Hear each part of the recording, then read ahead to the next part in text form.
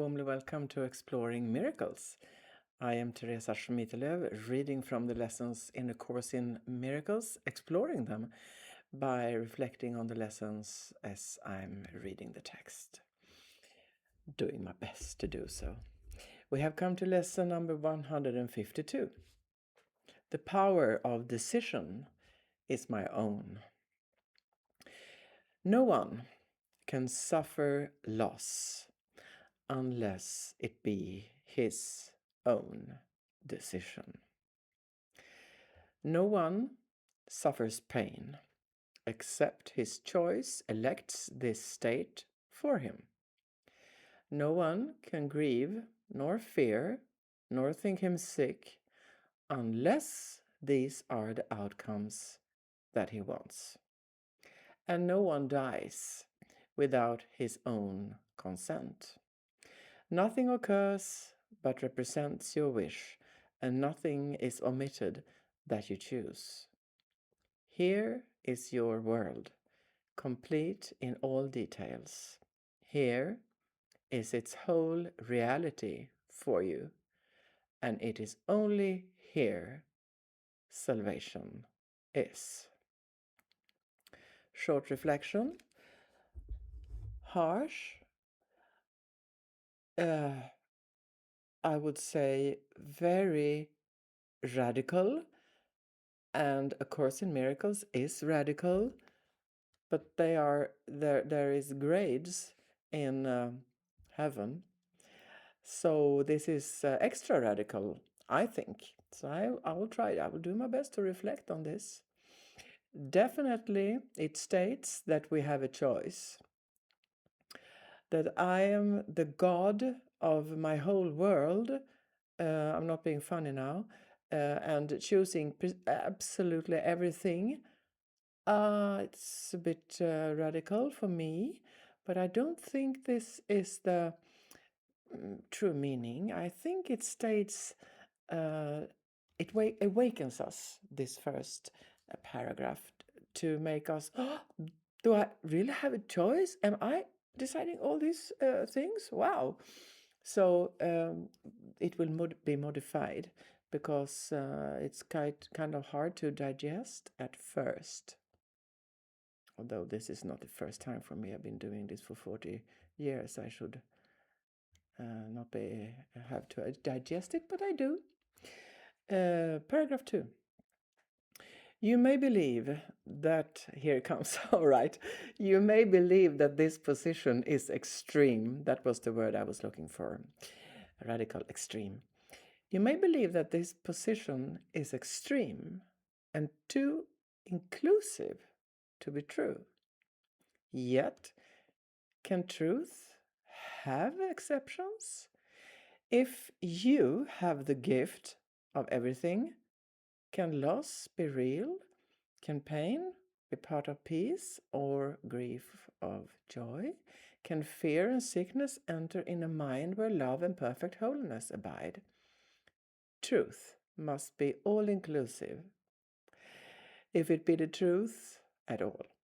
Accept no opposites and no exceptions, for to do so is to contradict the truth entirely. I think I am beginning to understand where we are heading with this, where the information is guiding us with this. Wants us to know once and for all that there is truth and there is the false perception. And we have a choice. We are not, it states, I think it will come in the paragraphs ahead, that we are not the weak little vulnerable nothing that we might think. We are more than that. Paragraph 3. Salvation is the recognition that the truth is true and nothing else is true. This you have heard before, but may not yet accept both parts of it. Without the first, the second has no meaning. But without the second, is the first no longer true?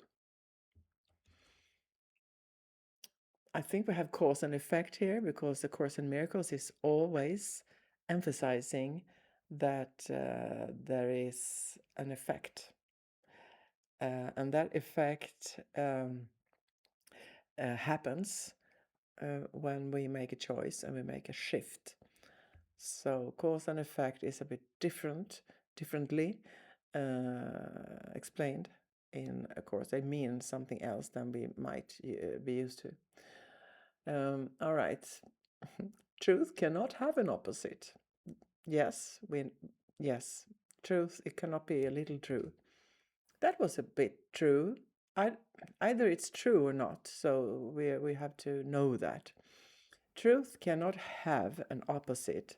This cannot be too often said, right, and thought about.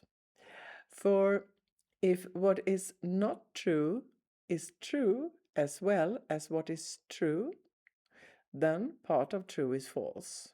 This is not to play with words. I can't say I'm following entirely, but I'm going ahead. And truth has lost its meaning. Nothing but the truth is true, and what is false is false. All right, so here we go. I think there is a passage in the Bible where it said, your speech shall be yes or no. Everything is between is of evil, because that's a confusion. And to be a wishy-washy, not knowing, and either it's true or it's false in this context.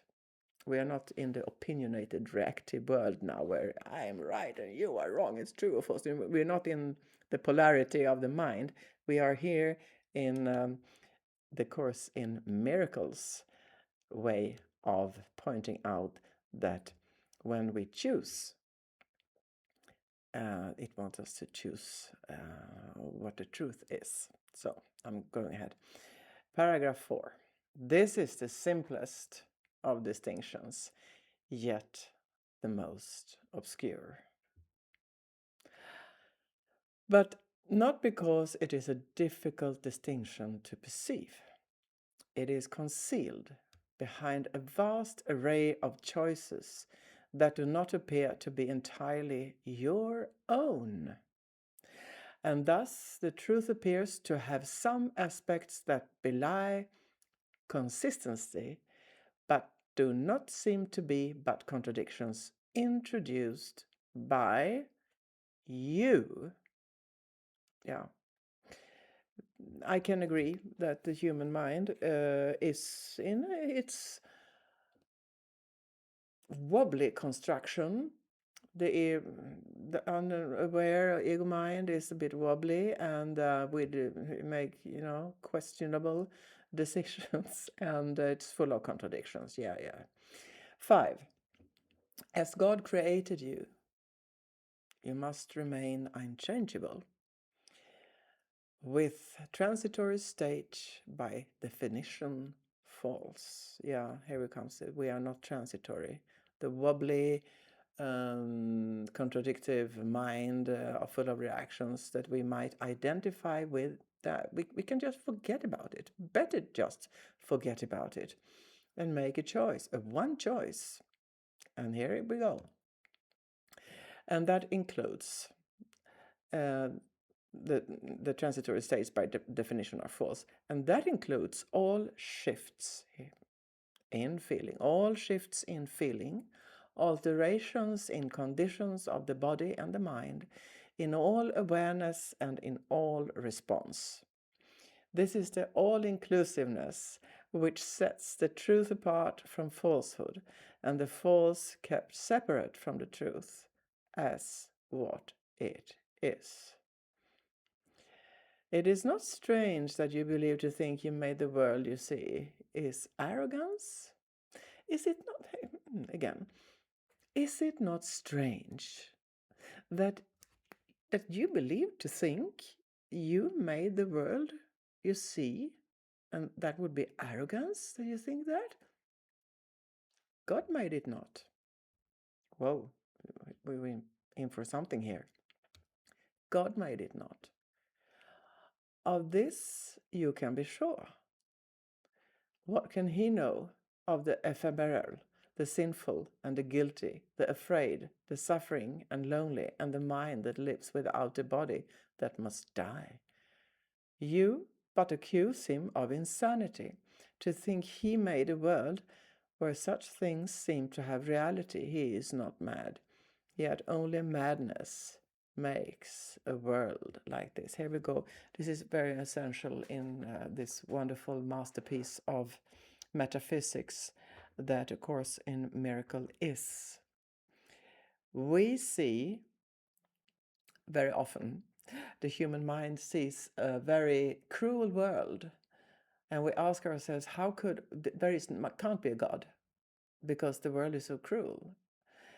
How can this and that happen? You know how we can go on, and right so, yeah, there is suffering, and here we are introduced to another way of perceiving this reality, because we are not lying and saying it's not happening, but there is something.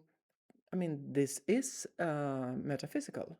This is metaphysical. The information is, and it's deeply. This is the root of. Um, uh, this is a crash course in awareness. So I just accept that the world I see, the attacking world where we have to defend ourselves and that we need the ego and that might be a world, might be a so-called kind of reality, but it's not the world that God has made. We have created it. How did we do that? With our perception. I'm repeating what is the essence of the lessons so far, that we create with our perception. Paragraph 7. To think that God made chaos contradicts his will, invented opposites to truth, and suffers death to triumph over life. All this is arrogance. If we think it's this, that he created a cruel world, we are arrogant. Okay? Humility would see at once these things are not of him. And can you see what God created not? To think you can is merely to believe you can perceive what God willed not to be.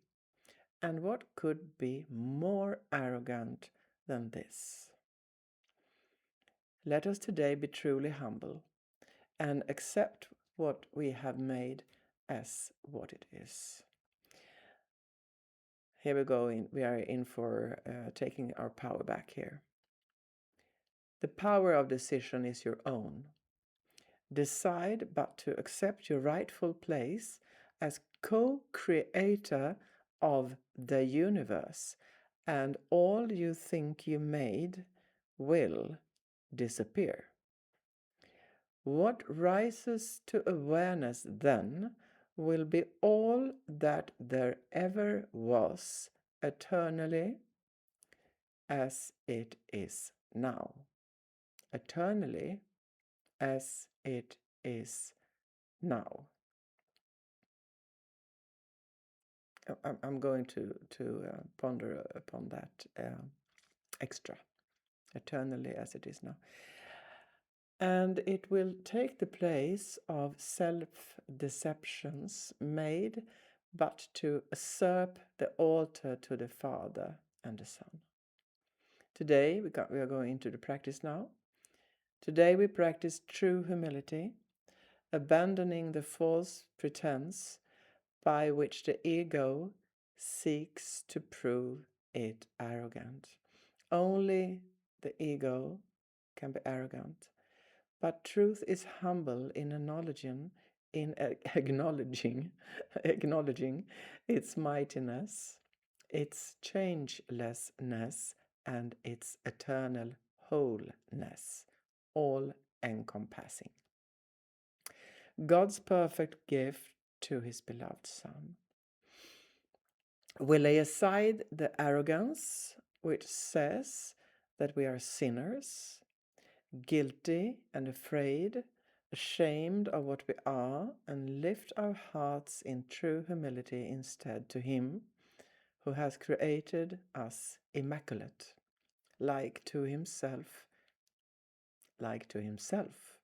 in power and in love.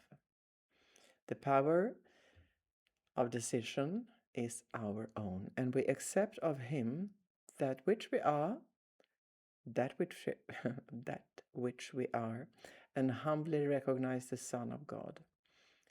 To recognize God's Son implies as well that all self-concepts have been laid aside. I will read it again. To recognize God's Son implies as well that all self-concepts, I'm weak, I'm stupid, I'm blameful, I'm guilty, I'm sinful, I'm judging, I'm bad, all that, lay aside. Then to recognize ourselves, because to recognize God's Son implies as well that all self-concepts have been laid aside and recognized as false. So I'll just stop there for a while. I'm in the middle of paragraph 10. Earlier in this lesson, it has said that if we actually think from the ego that the world is incomplete, it's cruel, it's bad, and it's incomplete, and how could it be created by a God and all that. That is the arrogance. Surprise! That is the arrogance.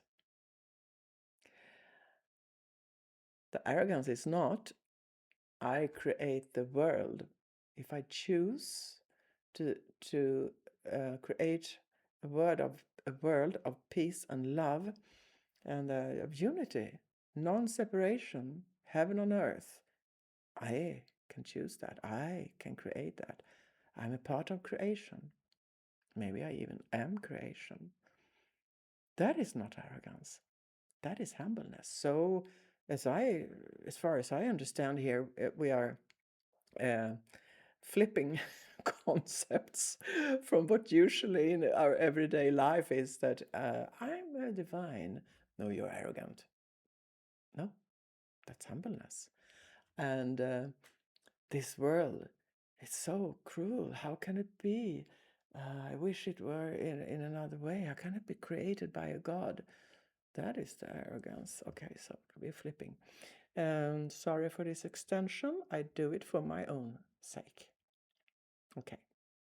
So to recognize God's Son, us, implies as well that all self-concepts have been laid aside and recognized as false. Their arrogance has been perceived, and in humility, the radiance of God's Son, his gentleness, his perfect sinlessness, his Father's love, his right to heaven and release from hell, are joyously accepted as our own. Now, paragraph 11, now do we join in glad acknowledgement that lies are false and only truth is true. We think of truth alone as we arise and spend 5 minutes practicing its ways, encouraging our frightened mind with this. The power of decision is my own. This day I will accept myself as what my Father's will created me to be. We remember previous lessons. I am as God created me. What I think with God. And here we are repeating, this day I will accept myself as what my Father's will created me to be. Then will we wait in silence, giving up all self-deceptions, and we humbly ask our self, capital S, that he reveal himself to us. And he who never left will come again to our awareness, grateful to restore his home to God as it was meant to be. Last paragraph, 12. In patience, wait for him throughout the day, and hourly invite him with the words with which the day began, concluding it with this same invitation to yourself. God's voice will answer, for he speaks for you and for your Father. He will substitute the peace of God for all your frantic thoughts, the truth of God for self-deceptions. The truth of God for self-deceptions, and God's Son for your illusions of yourself. So we end our lesson, short reflection, long lesson.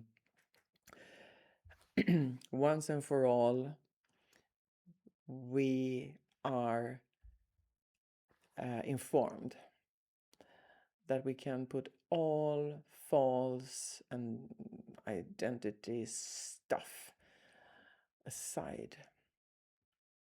That is not arrogance, that is humbleness.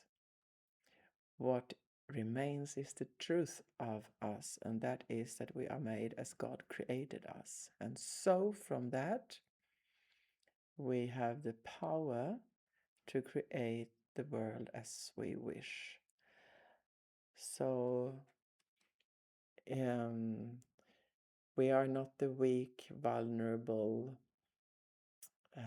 victims of some weird reality that we might have experienced or in a dream thought we were. We can snap out of that by laying these false beliefs aside. And that is not arrogance. We have learned here that it is the opposite of arrogance. If we do it in this loving way and actually accept God once and for all, it's humbleness. Thank you very much for participating, taking of your time, taking part of this. It means very much to me, and see you soon.